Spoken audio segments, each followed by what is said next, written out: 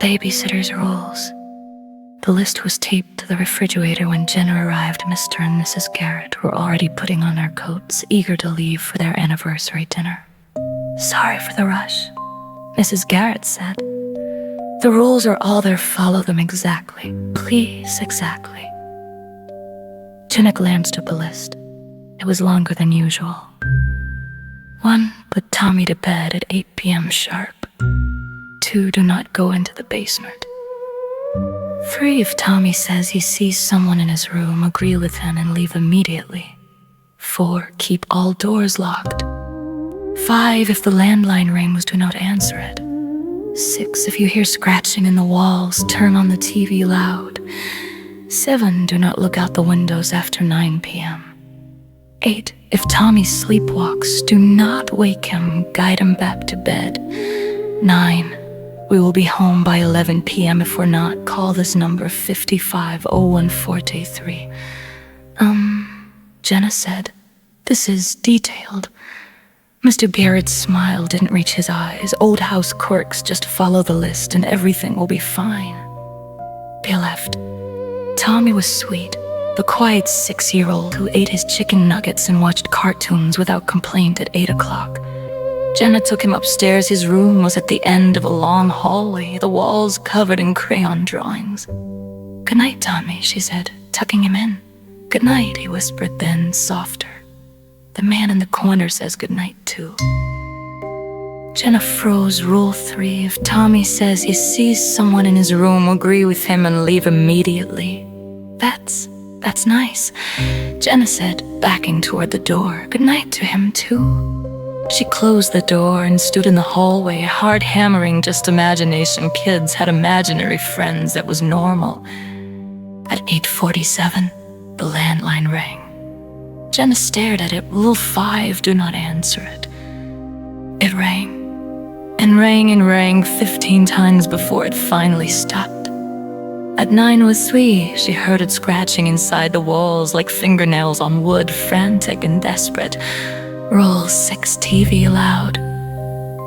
Jenna cranked the volume. The scratching continued beneath it, but at least she couldn't hear it as clearly. At 9:15, she made her mistake. She looked out the window.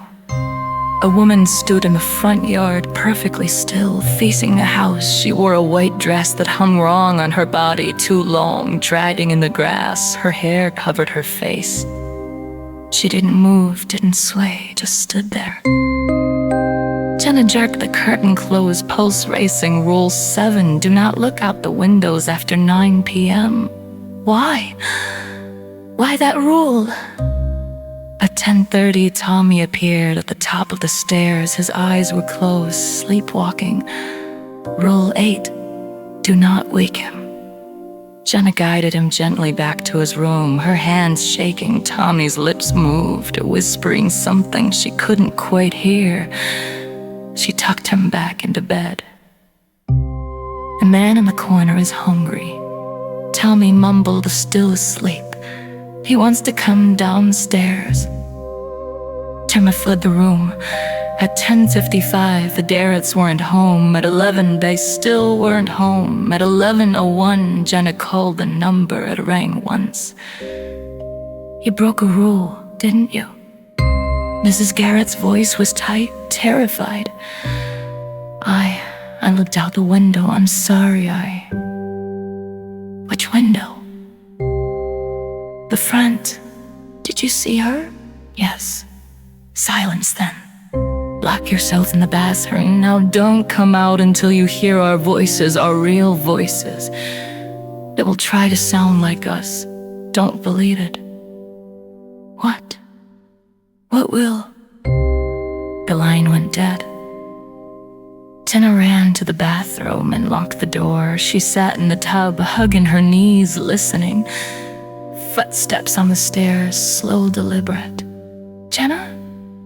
Mrs. Garrett's voice called from the hallway. "We're home, honey. You can come out now." But they weren't home. Jenna had heard the deadline. They were still out there somewhere, trying to get back. "Jenna?" Mr. Garrett's voice now. Open the door. Everything's fine. The doorknob rattled. We're home, Jenna. We need to pay you. Open the door. The voices were perfect, exactly right, but Jenna pressed her hands over her ears and didn't move. The rattling stopped. Silence. And Tommy's voice, small and sleepy. Jenna?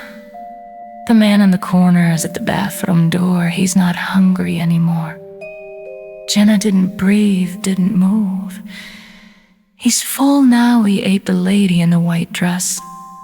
And he wants to thank you for looking out the window. She couldn't come in until someone saw her. The bathroom light flickered. He says, you should have followed all the rules. On the real, Garrett's came home at 11:43.